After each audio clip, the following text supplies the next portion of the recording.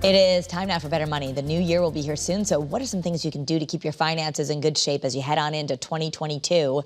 Joel Johnson is a certified financial planner and managing partner for Johnson Brunetti Retirement and Investment Specialist. He's here now to help us take some action. Welcome, Joel. We've got to get the next year on track, Kara. It's never too early to plan for next year, and it's great to get a jump start on it. Yeah, and you're going to feel better about it. So 3 action items you say we need to set ourselves up for 2022. Some of them are going on right now. Number 1, if you have a job, or Medicare or anything, it's open enrollment time right now. It is open enrollment time. For some, it's past, but for most people, we're still in that window of open enrollment.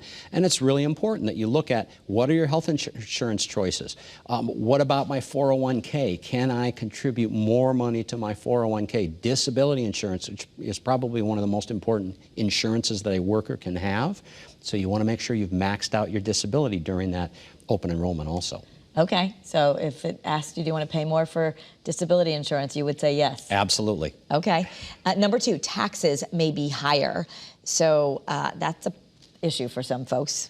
Yeah, it's a big issue, and what we want to think about is, can I pull income forward into this year? So if there's some kind of discretionary income that I have, maybe if you're working and you have control over when you get your bonus this year, because if taxes go up next year, which they probably will, you want to pay taxes this year at a lower rate. So think about where you can pull money forward. If you were going to sell a stock for a profit, do it this year instead of next year. You'll pay taxes at a lower rate. Okay. All right. That's good advice. And check your mortgage interest rate. We talked about this in our last piece about inflation, but if you've been on the fence about refinancing or locking in a long-term rate, you would say this is the time. This is the time. If you're going to refinance, do it quickly. With inflation kicking in, interest rates are probably going up. You don't want to pay 7 or 8% on a fixed rate mortgage when maybe you can pay 3 or 4%.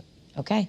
So you want to check with your local folks about that. And if you have any questions, I know meeting with a financial advisor, people often think that they can't do that, but they can definitely give you a call. A lot of first consultations are free, and you have a free offer today. It's Glossary of Common Financial Terms. Right, which is great. We talk about open enrollment. We use all these terms during open enrollment, and even some of the other things that we talk about here, Kara, on the program, people don't necessarily understand. So get a copy of this Glossary of Financial Terms book.